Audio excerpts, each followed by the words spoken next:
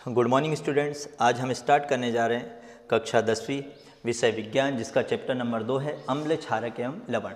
आज हम इसका फर्स्ट पार्ट पढ़ेंगे, जिसमें शुरुआत के प्रश्न उत्तर हम समझेंगे। तो आइए हम समझते हैं कुछ सामान्य परिभाषाएं या सामान्य जानकारी अम्ल एवं क्षार एवं लवण के बारे में। ठीक है, अम्ल किसे कहेंगे? वे पदार्थ जो स्वाद में खट्टे होते हैं उन्हें अम्ल कहते हैं। जैसे हमारे दैनिक जीवन में जो खाद्य पदार्थ जिनमें खट्टापन होता है वो क्या कहलाते हैं? अम्ल। जैसे नींबू, संतरा, सेब, टमाटर एवं चाय और कॉफ़ी में एक टेनिक नामक अम्ल पाया जाता है। तो ऐसे खाद्य पदार्थ जिनमें खट्टापन होता है उसी को हम क्या कहते हैं? अम्ल कहते हैं। क्षारक की बात करें तो वे पदार्थ जो स्वाद में कड़वे या कसेले होते हैं उन्हें हम क्षार कहते हैं। ठीक है, दैनिक जीवन में कुछ चीज़ें यूज़ करते हैं जिनमें क्या पाया जाता है? कड़वापन या कसेलापन होता है, उन्हें हम क्या कहते हैं? क्षार।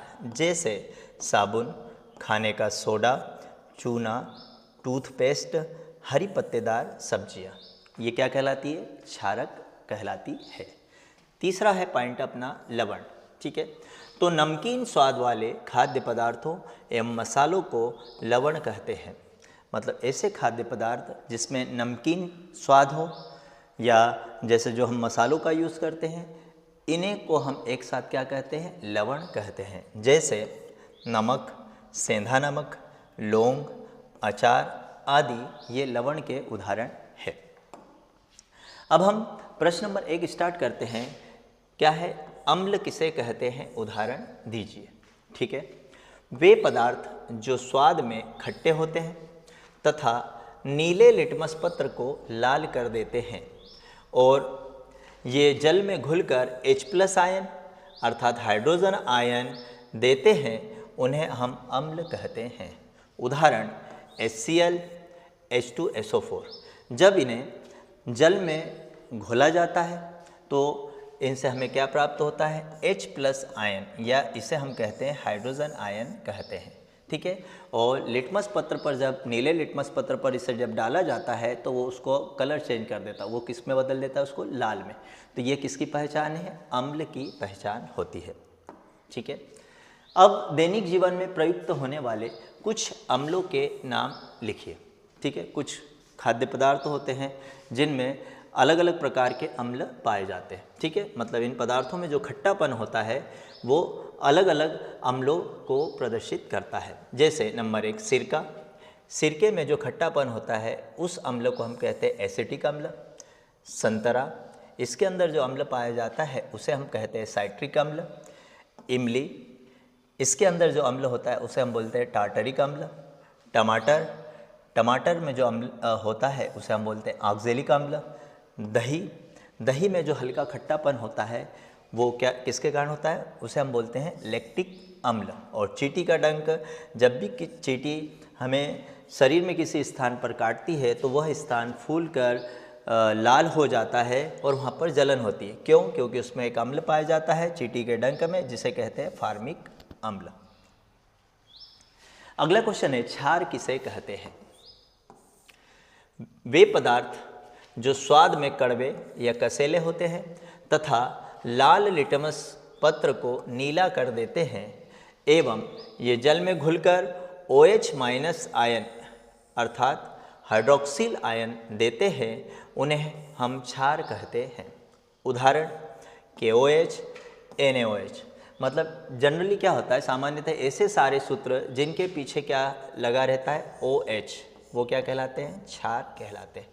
तो क्षार जो स्वाद में कड़वे या कसेले होते हैं और जब लाल लिटमस पत्र पर इन्हें डाला जाता है तो लिटमस पत्र के कलर को ये लाल से कैसा कर देते हैं? नीला कर देते हैं, तथा जल में घुलने पर OH- आयन देते हैं, इन्हीं को हम क्षार कहते हैं। अगला क्वेश्चन है अम्ल एवं क्षार में अंतर लिखिए। यहाँ पर हमने 2 कॉलम बनाए हैं, एक साइड लिखा है अम्ल, एक साइड लिखा है क्षार। ठीक है, नंबर 1 अम्ल ये स्वाद में खट्टे होते हैं, क्षार ये स्वाद में कड़वे होते हैं। नंबर 2 अम्ल ये छूने पर खुरदरे होते हैं, क्षार ये छूने पर चिकने होते हैं। जैसे पाउडर को अगर हम हाथ में रखते हैं तो उस प्रकार की चिकनाहट इसमें होती है, उसे क्या कहेंगे? क्षार। नंबर 3 ये नीले लिटमस पेपर को लाल कर देते हैं, जबकि क्षार जो होते हैं वो क्या करते हैं, क्षार लाल लिटमस पेपर को नीला कर देते हैं। पॉइंट नंबर 4, ये जलीय विलयन में H+ आयन देते हैं, अर्थात अम्ल को जब जल में विलय किया जाता है तो ये H+ आयन देते हैं। क्षार की बात करें तो ये जलीय विलयन में OH- आयन देते हैं, अर्थात जब क्षार को जलीय विलयन में जब घोला जाता है तो वो OH- आयन देते हैं। नंबर 5 पॉइंट, अम्ल की बात करें तो ये क्षार को उदासीन कर देते हैं, अर्थात जब अम्ल को क्षार में डाला जाता है तो ये क्षार के प्रभाव को समाप्त कर देते हैं, अर्थात ये क्षार को क्या कर देते हैं, उदासीन कर देते हैं। क्षार की बात करें, जब क्षार को अम्ल में डाला जाता है तो क्षार अम्ल को उदासीन कर देता है, मतलब अम्ल के प्रभाव को क्या कर देता है, समाप्त कर देता है। और अम्ल के उदाहरण देख लेते हैं अपन। Last point, HCl, H2SO4, HNO3, CH3COOH एवं सिरका आदि ये अम्ल के उदाहरण हैं। क्षार के उदाहरण की अगर हम बात करें तो NaOH, KOH, साबुन आदि। तो ये अभी हमने देखा अम्ल एवं क्षार में अंतर। अगला क्वेश्चन है, लवण किसे कहते हैं समझाइए। जब अम्ल एवं क्षार की अभिक्रिया कराई जाती है तो एक उत्पाद का निर्माण होता है जिसे लवण कहते हैं। ये आयनिक यौगिक होते हैं एवं इनका स्वाद प्रायः खारा होता है। ठीक है, उदाहरण देखेंगे कि जब हम अम्ल एवं क्षार की आपस में अभिक्रिया कराते हैं तो हमें एक उत्पाद मिलता है जिसे हम क्या कहते हैं, लवण कहते हैं, और हमें जल का अणु भी प्राप्त होता है। तो अम्ल हमने क्या लिया, HCl लिया। HCl की अभिक्रिया क्षार मतलब NaOH से कराई जाती है तो हमें एक उत्पाद मिल रहा है, क्या, NaCl, और क्या मिल रहा है, जल का अणु, OH और H, ये जल का अणु प्राप्त हुआ। तो इसी को हम क्या कहते हैं, लवण। अगला क्वेश्चन है, उदासीनीकरण अभिक्रिया किसे कहते हैं। आंसर है, जब अम्ल एवं क्षार की अभिक्रिया कराई जाती है तो इसके द्वारा लवण एवं जल का निर्माण होता है। इसमें अम्ल एवं क्षार एक दूसरे के प्रभाव को समाप्त कर देते हैं, अर्थात इस अभिक्रिया को ही उदासीनीकरण अभिक्रिया कहते हैं। ये उत्तर आपको लवण के समान ही दिखाई दे रहा है, लेकिन यहाँ पे क्या होता है कि जब अम्ल एवं क्षार की अभिक्रिया आपस में कराई जाती है तो ये दोनों एक दूसरे के प्रभाव को समाप्त कर देते हैं। इसीलिए मतलब समाप्त कर देते हैं अर्थात उदासीन हो जाते हैं एक दूसरे के प्रभाव के प्रति, इसीलिए इस अभिक्रिया को उदासीनीकरण अभिक्रिया कहते हैं। इसमें हमें क्या प्राप्त होता है, लवण एवं जल का अणु प्राप्त होता है। तो हमने अम्ल लिया है H2SO4, इसकी अभिक्रिया जब हम KOH से कराते हैं तो हमें क्या प्राप्त होता है, एक लवण प्राप्त होता है K2SO4 एवं क्या प्राप्त होता है, जल का अणु। ठीक है, ये हो गई उदासीनीकरण अभिक्रिया। अगला क्वेश्चन है, क्रिस्टलन का जल किसे कहते हैं। किसी लवण के एक सूत्र इकाई में जल के अणुओं की संख्या को क्रिस्टलन का जल कहते हैं। उदाहरण, CuSO4.5H2O में हमें जल के अणुओं की संख्या पता करना है। तो यहाँ पे जल के अणुओं की संख्या कितनी है, 5H2O। तो हमने क्या लिखा, CuSO4.5H2O में 5H2O होते हैं, मतलब जल के कितने अणु होते हैं, 5। दूसरा एग्जाम्पल है CuSO4.2H2O में कितने जल के अणु हैं, 2H2O, ये 2H2O, अर्थात CuSO4 2H2O में जल के कितने अणु पाए जाते हैं, 2। इसी को बोलते हैं हम क्रिस्टलन का जल। अगला क्वेश्चन है, प्रबल एवं दुर्बल अम्ल से आप क्या समझते हो।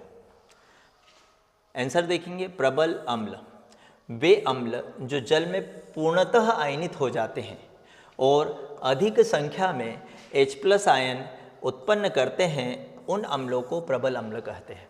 उदाहरण, प्रबल अम्ल के उदाहरण है HCl एवं H2SO4, अर्थात ऐसे अम्ल जो जल के अंदर पूरी तरह क्या हो जाते हैं, घुल जाते हैं, विलय हो जाते हैं।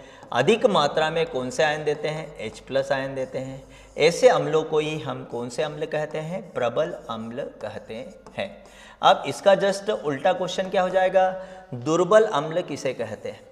तो वे अम्ल जो जल में पूर्णतः आयनित नहीं होते हैं और कम संख्या में H+ आयन उत्पन्न करते हैं, उन अम्लों को दुर्बल अम्ल कहते हैं। उदाहरण दुर्बल अम्ल के CH3COOH एवं HCN। अर्थात दुर्बल अम्ल क्या होते हैं, जब इन्हें जल में घोला जाता है तो ये पूरी तरह उसमें घुलते नहीं है, अर्थात कम मात्रा में, कम संख्या में क्या देते हैं, H+ आयन कम संख्या में देते हैं, इसीलिए कम संख्या में देते हैं, इसीलिए इन अम्लों को हम कौन से अम्ल कहते हैं, दुर्बल अम्ल कहते हैं। ठीक है, तो प्रबल अम्ल जो जल में पूरी तरह घुल जाए, अधिक संख्या में H+ आयन दे, उन्हें प्रबल अम्ल कहेंगे। इसका उल्टा ऐसे अम्ल जो जल में पूरी तरह विलय ना हो तथा कम मात्रा में H+ आयन दे, उन्हीं को हम क्या कहेंगे, दुर्बल अम्ल कहते हैं।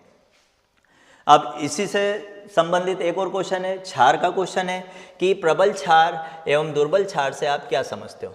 ठीक है, तो हम आंसर देखते हैं। प्रबल क्षार वे क्षार जो जल में पूर्णतः आयनित हो जाते हैं और अधिक संख्या में OH- आयन उत्पन्न करते हैं, उन क्षारों को प्रबल क्षार कहते हैं। जैसे NaOH एवं KOH। यहाँ पर हम प्रबल क्षार समझेंगे। मान लो एक बीकर में हमने क्या किया, जल लिया। अब जल में जब हम इन क्षारों को डालेंगे, प्रबल क्षार को डालेंगे, तो ये पूर्णतः आयनित हो जाएगा। पूर्णतः आयनित हो जाएगा मतलब पूरी तरह घुल जाएगा। ठीक है, और ये क्या करेगा, अधिक मात्रा में प्रबल अम्ल क्या देगा, OH- आयन। इसीलिए इन अम्लों को हम इसीलिए इन क्षारों को हम क्या कहेंगे, प्रबल क्षार कहते हैं। क्षार जो होता है, प्रबल क्षार किसे कहेंगे, जो पूरी तरह घुल जाए और अधिक संख्या में क्या दे, OH- आयन उत्पन्न करे, तो ऐसे क्षारों को हम क्या कहते हैं, प्रबल क्षार कहते हैं।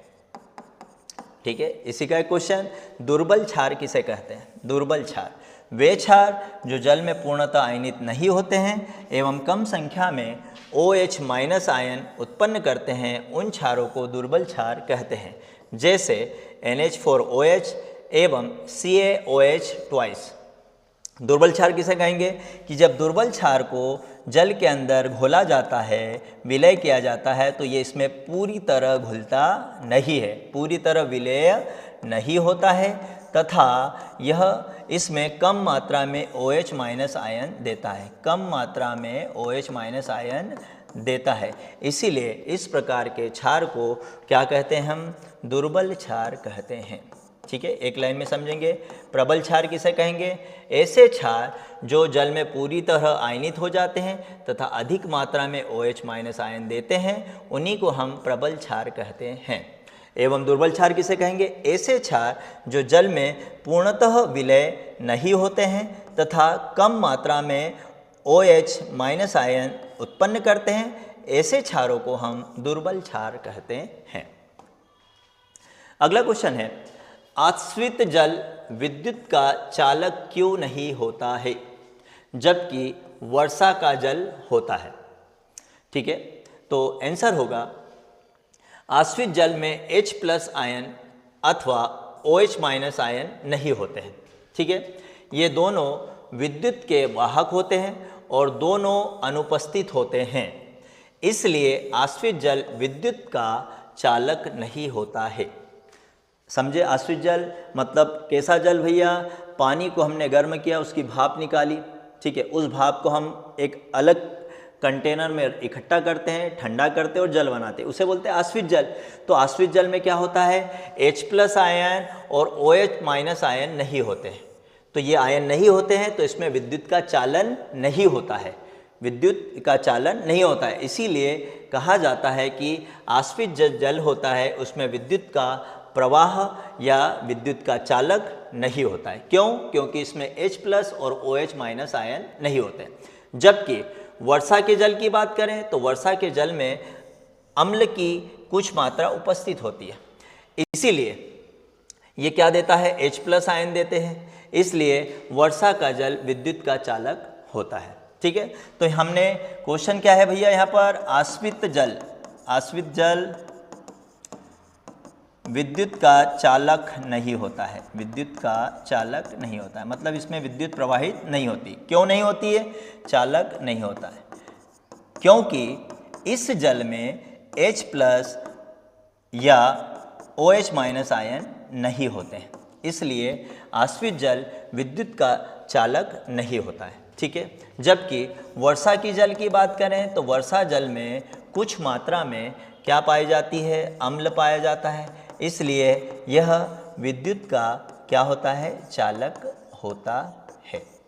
ठीक है, अगला क्वेश्चन है, जल की अनुपस्थिति में अम्ल का व्यवहार अम्लीय क्यों नहीं होता है?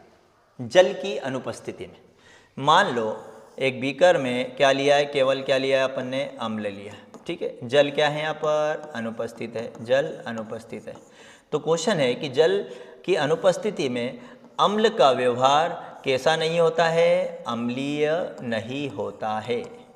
क्यों नहीं होता है? क्यों?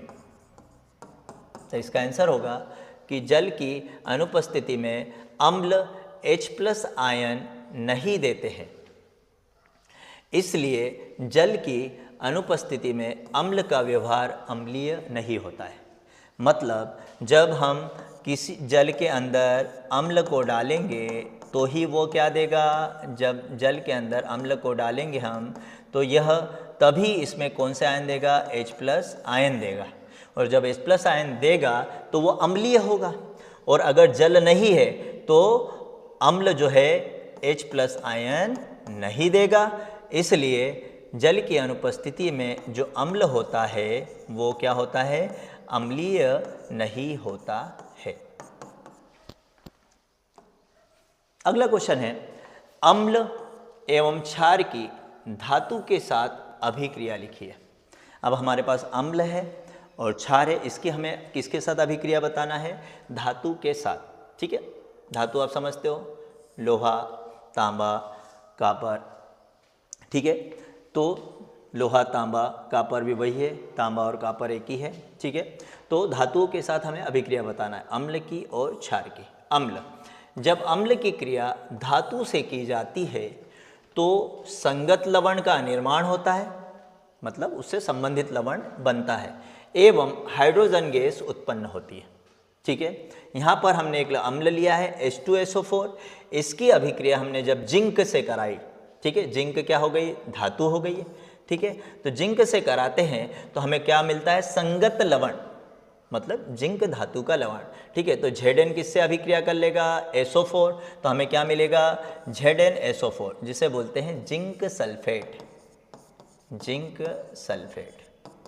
और यहाँ पर क्या बचा? H2, तो इससे हमें कौन सी गैस मिलेगी? हाइड्रोजन गैस मिलेगी।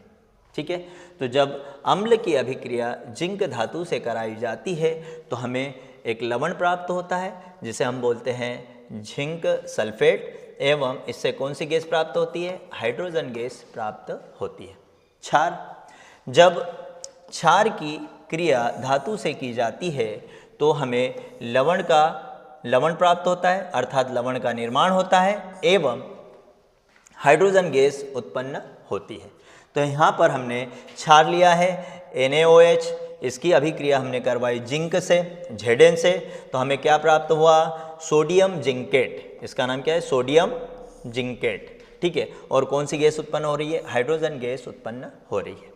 ठीक है, तो यहाँ पर सिंपल भाषा में बात करेंगे कि जब अम्ल की अभिक्रिया जिंक से कराई जाती है तो हमें जिंक सल्फेट या संगत लवण प्राप्त होता है, और कौन सी गैस उत्पन्न होती है? हाइड्रोजन गैस उत्पन्न होती है।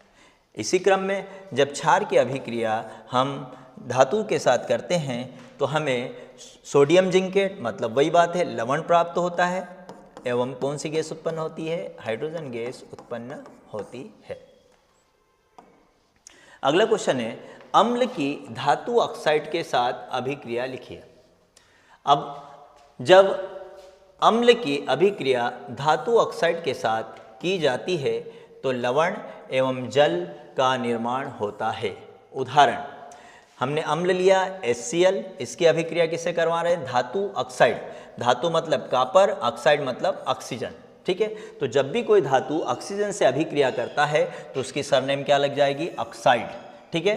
तो हमने जब HCl की अभिक्रिया CuO, ठीक है, हाइड्रोक्लोरिक अम्ल की अभिक्रिया जब कॉपर ऑक्साइड से कराते हैं, जिसको हम बोलते हैं धातु ऑक्साइड, तो हमें क्या प्राप्त होगा, लवण, कॉपर क्लोराइड, CuCl2 एवं जल के अणु प्राप्त होते हैं, ठीक है। तो अम्ल की अभिक्रिया जब हम धातु ऑक्साइड CuO से कराते हैं तो हमें लवण CuCl2, कॉपर क्लोराइड एवं जल के अणु H2O प्राप्त होता है, ठीक है। अगला क्वेश्चन है, क्या क्षारकीय विलयन में H+ आयन होते हैं? अगर हाँ तो ये क्षारकीय क्यों होते हैं? ठीक है, प्रश्न यह है कि कोई विलयन है, इस विलयन में यह विलयन कैसा है, क्षारकीय। अब वो क्वेश्चन पूछ रहा है कि क्षारकीय विलयन में H+ आयन क्या होते हैं। अब आपको पता है H+ आयन किस में होते हैं, अम्ल में। किस में होते हैं, अम्ल में होते हैं। लेकिन यहाँ पर प्रश्न क्या है कि क्या क्षारकीय विलयन में H+ आयन होते हैं, और अगर होते हैं तो यह विलयन क्षारकीय क्यों होता है, मतलब इसको क्या होना चाहिए, अम्लीय। क्यों? क्योंकि अम्ल के अंदर ही क्या पाए जाते हैं, H+ आयन होते हैं। तो इसका आंसर जानते हैं। हाँ, क्षारकीय विलयनों में H+ आयन होते हैं, लेकिन H+ आयनों की सांद्रता कम तथा OH- की सांद्रता अधिक होती है, इसलिए क्षारीय विलयन क्षारकीय होते हैं, ठीक है। आंसर क्या है कि ये विलयन है, ये विलयन कैसा है, क्षारीय विलयन है। अब इसमें क्या होते हैं, H+ आयन, उसके बाद भी यह विलयन कैसा होता है, क्षारीय। क्यों विलयन होता है, क्षारीय विलयन होता है? क्योंकि इसमें H की तुलना में OH- आयनों की संख्या अधिक होती है, अतः यह विलयन अम्ल होने के H+ होने के बावजूद भी, अर्थात यह विलयन H+ आयन होने के बावजूद भी यह विलयन कैसा व्यवहार करेगा, या कैसा होगा, क्षारीय विलयन की तरह व्यवहार करेगा, या क्षारीय विलयन होगा। अगला क्वेश्चन है, धातु कार्बोनेट की अम्ल के साथ अभिक्रिया लिखिए। धातु कार्बोनेट मतलब धातु के साथ कार्बोनेट जुड़ा हो तो उसे बोलते हैं धातु कार्बोनेट, ठीक है। कार्बोनेट का सूत्र क्या है, CO3, ठीक है, CO3। जब अम्ल की अभिक्रिया धातु कार्बोनेट के साथ की जाती है तो लवण CO2 एवं H2O का निर्माण होता है। उदाहरण, जब अम्ल हमने लिया, अम्ल की अभिक्रिया HCl की अभिक्रिया हम किससे कर रहे हैं, धातु कार्बोनेट से। धातु मतलब सोडियम, और कार्बोनेट का सूत्र क्या है, CO3। तो धातु कार्बोनेट क्या हो गया, सोडियम कार्बोनेट। इसका क्या नाम हो गया, सोडियम कार्बोनेट। तो जब सोडियम कार्बोनेट की अभिक्रिया इस हम अम्ल से कराते हैं तो हमें क्या प्राप्त होगा, NaCl लवण प्राप्त होगा, CO2 कार्बन डाइऑक्साइड प्राप्त होगी, एवं H2O जल के अणु प्राप्त होते हैं, ठीक है। तो जब अम्ल की अभिक्रिया हम जब सोडियम कार्बोनेट या धातु कार्बोनेट के साथ करते हैं तो हमें लवण प्राप्त होता है, कार्बन डाइऑक्साइड प्राप्त होती है, एवं जल के अणु प्राप्त होते हैं।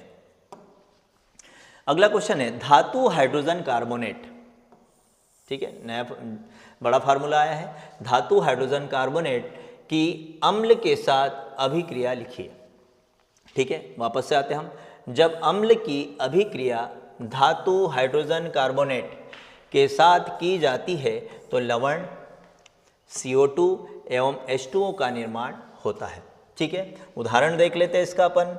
यहाँ पे लिया मैंने अम्ल HCl, इसकी अभिक्रिया किससे कराई, धातु हाइड्रोजन कार्बोनेट, धातु हाइड्रोजन कार्बोनेट। अब ये क्या है फार्मूला किसका, धातु मतलब सोडियम हाइड्रोजन कार्बोनेट।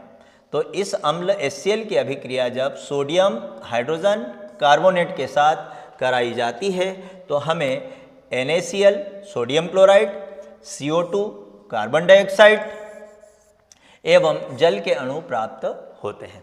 ठीक है, तो आंसर क्या हो जाएगा आपका कि जब अम्ल की अभिक्रिया धातु हाइड्रोजन कार्बोनेट मतलब सोडियम हाइड्रोजन कार्बोनेट के साथ कराई जाती है तो हमें लवण प्राप्त होता है, जिसे बोलेंगे NaCl सोडियम क्लोराइड, एवं क्या प्राप्त होगी CO2 कार्बन डाइऑक्साइड एवं जल के अणु प्राप्त होते हैं। लास्ट क्वेश्चन है आपका, निम्न लवणों के रासायनिक सूत्र लिखिए। हमारे पास कुछ लवण दिए हैं जिनके हमें क्या देखना है, सूत्र देखना है। ठीक है, तो सबसे पहला है अमोनियम क्लोराइड। अमोनियम क्लोराइड, तो अमोनियम क्लोराइड का सूत्र क्या होगा, अमोनियम NH4 क्लोराइड Cl, तो ये सूत्र क्या हो जाएगा NH4Cl, अमोनियम क्लोराइड। दूसरा है सोडियम क्लोराइड, सूत्र क्या होगा सोडियम क्लोराइड मतलब NaCl, इसी को हम क्या कहेंगे सोडियम क्लोराइड। तीसरा है सोडियम नाइट्रेट, तो हमारे पास फार्मूला है सोडियम नाइट्रेट। ठीक है, तो NaNO3 सोडियम नाइट्रेट। नंबर 4 है सोडियम कार्बोनेट, तो सोडियम कार्बोनेट NaCO3, इसी को क्या कहेंगे सोडियम कार्बोनेट। नंबर 5 है कॉपर सल्फेट, तो कॉपर सल्फेट मतलब CuSO4, इसी को हम क्या कहेंगे copper sulphate. Number 6 calcium sulphate CaSO4, calcium sulphate. ठीक है, सल्फेट मतलब जिसके पीछे भी SO4 लग जाए सरनेम या सूत्र, उसे हम क्या कहेंगे सल्फेट। तो कैल्शियम सल्फेट का सूत्र क्या है CaSO4। सेकंड लास्ट है पोटेशियम सल्फेट, तो पोटेशियम सल्फेट K2SO4, इसी को हम क्या कहेंगे पोटेशियम सल्फेट। और लास्ट है आपका सोडियम सल्फेट, तो सोडियम सल्फेट Na2SO4, इसी को हम क्या कहेंगे सोडियम सल्फेट। देखिए यहाँ पर अगर हम फार्मूला देखें तो सबके पीछे क्या लगा है SO4, तो इसकी सरनेम क्या हो जाएगी सल्फेट, क्या कहेंगे सल्फेट।